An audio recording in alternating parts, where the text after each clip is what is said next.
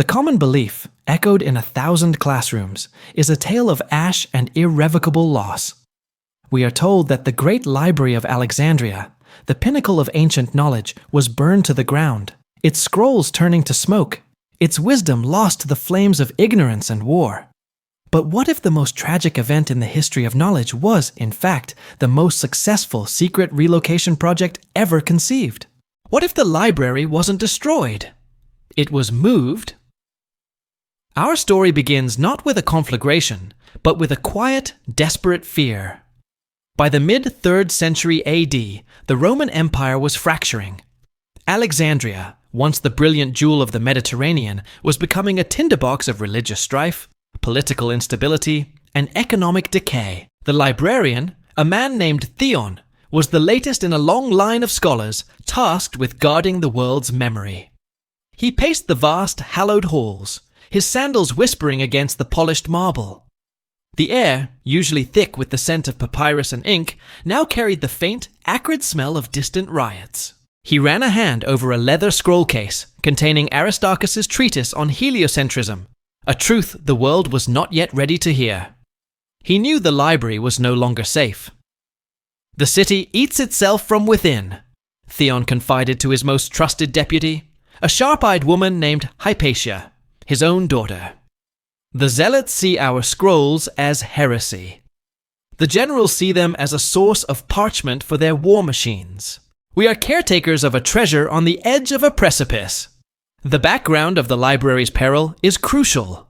Founded by Ptolemy the Usurper in the 3rd century BC, it was more than a building. It was an idea. The goal was to collect every known book in the world. Agents scoured the markets of Athens, Rhodes, and Babylon, purchasing, copying, and sometimes confiscating texts. It housed the works of Aeschylus, Sophocles, and Euripides in their original complete forms. It contained the geometric proofs of Euclid, the astronomical calculations of Hipparchus, and the medical anatomies of Herophilus. It was a universe of thought contained within one complex, but its very fame made it a target.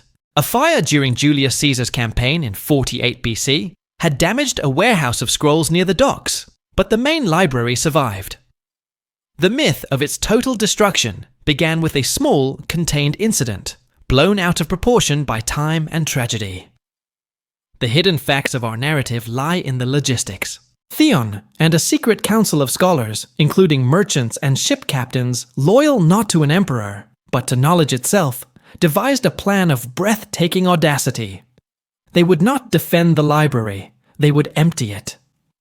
"A library is not its walls," Hypatia argued during a clandestine meeting in a cellar beneath the Serapeum, a daughter library.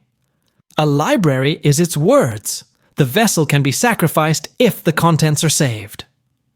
The dramatic turning point came with the rise of Christian zealots and the increasing hostility towards pagan knowledge. Theon received a sealed message from a contact in Rome. An imperial edict was being drafted, authorizing the purging of non-Christian texts. The time for deliberation was over. The operation, which they called the Exodus of Words, began. For months, under the cover of night, a silent river of knowledge flowed from the library.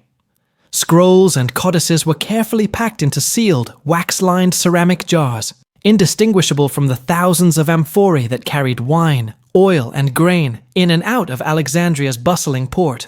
Trusted scribes worked in shifts, their lamplight hidden, copying the most precious and unique texts onto new, more durable parchment. The originals were to be moved.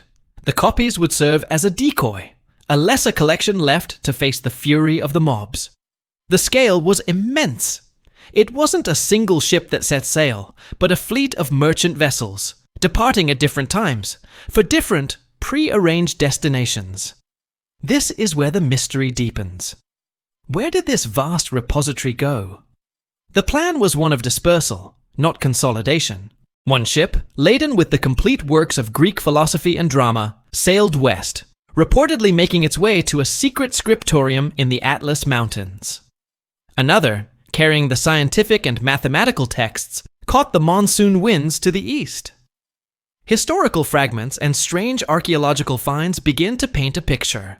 In the 6th century, A Byzantine historian mentioned a library of the Greeks being consulted by scholars in the Himyarite kingdom of southern Arabia. Later, Persian scholars of the Golden Age of Islam, like Al-Kindi and Al-Biruni, wrote of translating ancient texts from the West that contained knowledge of advanced astronomy and medicine knowledge that seemed to leapfrog the known sources of the time. The most compelling mystery involves a single, coded reference in a letter between two Nestorian Christian bishops discussing a sanctuary of the codices in a remote monastery in the Sindh desert near the Indus River. Could this have been one of the final destinations? The knowledge of the library didn't vanish. It seeded itself. It provided the foundational bedrock for the Islamic Renaissance, which in turn refertilized a dormant Europe. The works of Aristotle that re-entered Europe via Al-Andalus were not just preserved by Arab scholars. They were part of a much larger, salvaged corpus. The powerful conclusion is this: the burning of the Library of Alexandria was a brilliant, tragic, and necessary deception. The mobs that eventually stormed the complex, the fires that were indeed set, consumed a shell. They burned the decoy scrolls and the empty shelves, creating the myth that has persisted for millennia. The real library escaped. Its destruction was the smokescreen that allowed its survival. The guardians of knowledge chose to let the world believe it was lost, to protect it from those who would misuse or destroy it.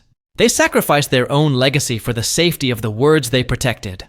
So, the next time you read about a scientific principle or a philosophical idea that seems to have miraculously survived the Dark Ages, consider this: it might not have survived by chance.